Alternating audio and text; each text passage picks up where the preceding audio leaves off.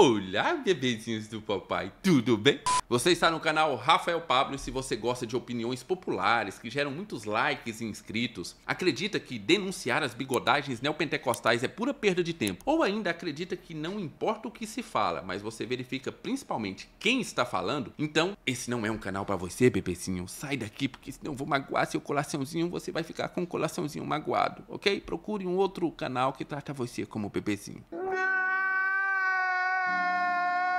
Porque aqui, no vídeo de hoje, eu quero fazer algumas observações sobre a atitude do pastor André Valadão em um culto ministrado lá na Igreja Batista da Lagoinha, em Orlando, onde ele ofereceu aos seus membros pagar aluguéis e prestações de financiamento da casa própria que estivessem em atraso. É isso mesmo, meus amigos. Eu acredito que esse fato seja uma excelente oportunidade para nós tecermos ali 2 dedos de prosa sobre a função e a boa utilização dos recursos financeiros de uma igreja. Então, vamos nessa. Para aqueles que não sabem do que eu estou falando, editor, coloca aí o vídeo onde o pastor André Valadão faz o pronunciamento. Quero que se coloque de pé, nós somos família, nós somos igreja, nós estamos aqui debaixo dessa realidade.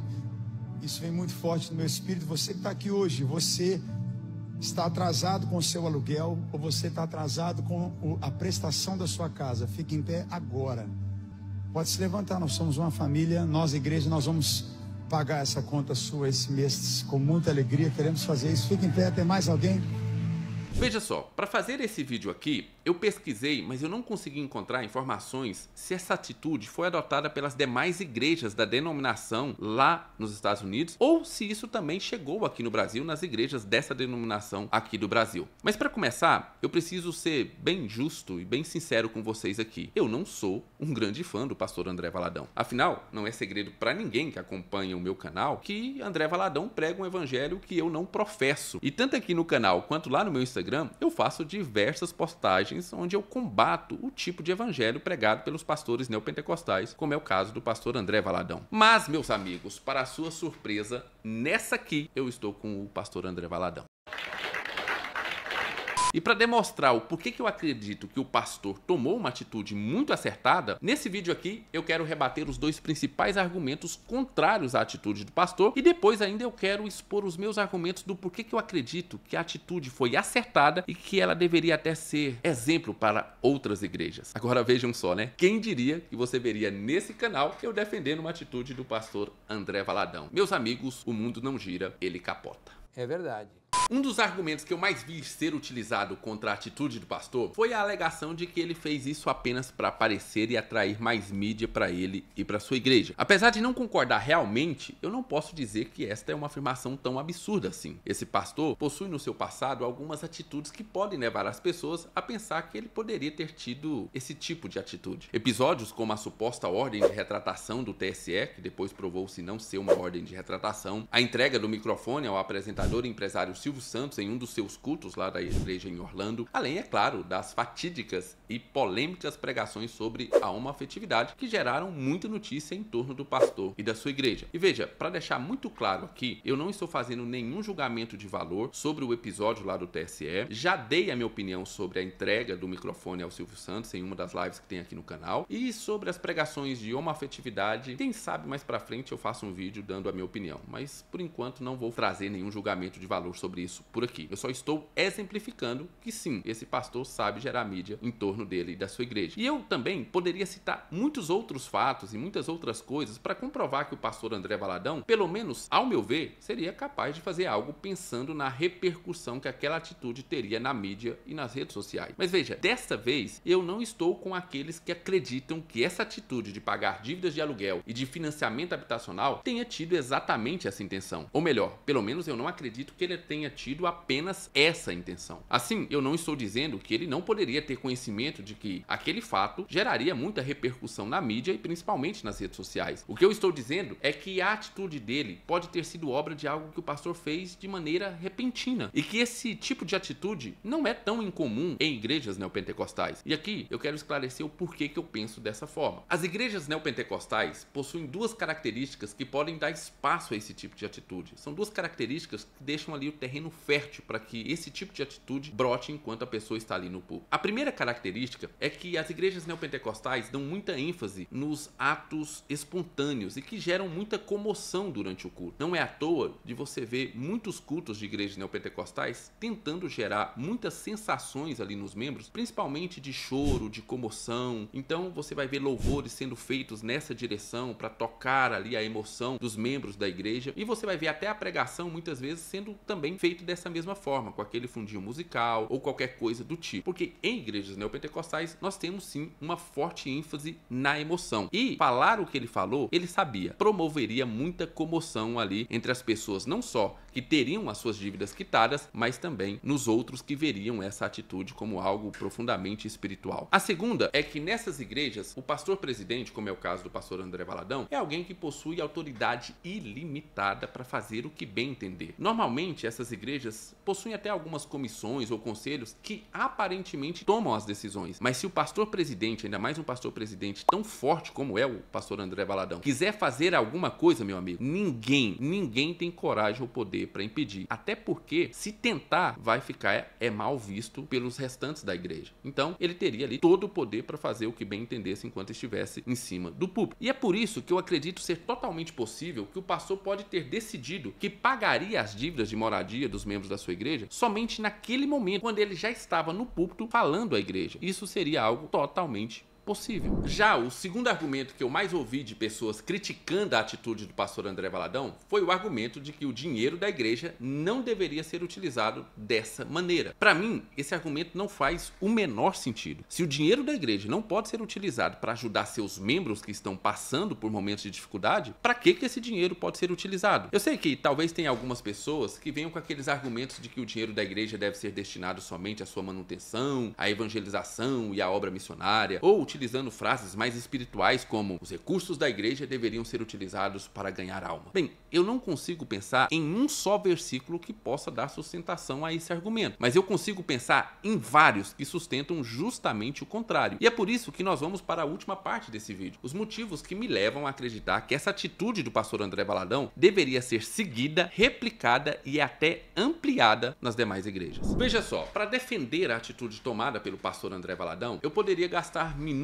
e mais minutos com argumentações lógicas de cunho social, de que isso seria um testemunho da igreja, mas eu vou preferir utilizar aquilo que para nós cristãos protestantes é a maior regra de fé e conduta, a Bíblia. Então vamos começar com Atos 4 de 32 a 35, que diz o seguinte: da multidão dos que creram eram um, o coração e a alma. Ninguém considerava exclusivamente sua nenhuma das coisas que possuía. Tudo, porém, lhes era comum. Com grande poder, os apóstolos davam testemunho da ressurreição do Senhor Jesus, e em todos eles havia abundante graça, pois nenhum necessitado havia entre eles, enquanto os que possuíam terras ou casas, vendendo-as, traziam os valores correspondentes e depositavam aos pés dos apóstolos. Então se distribuía a qualquer um à medida que alguém tinha necessidade. Lendo esse versículo, eu quero dizer que eu não sou um daqueles que acreditam que a igreja de hoje deveria funcionar da mesma forma que a igreja primitiva, nessa questão de venda e distribuição de bens. Ou seja, eu não acredito que todos nós deveríamos vender os nossos bens e pertences e doar tudo para a igreja. Até porque se nós fizéssemos isso, no próximo mês nós seríamos um peso para a igreja, porque aí a igreja, a partir daquele momento, teria que nos sustentar. Mas nós podemos ver um princípio sendo estabelecido aqui, nos versículos 34 e 35, principalmente. Veja, o 34 diz: pois nenhum necessitado havia entre eles. E o 35 se distribuía a qualquer um à medida que alguém tinha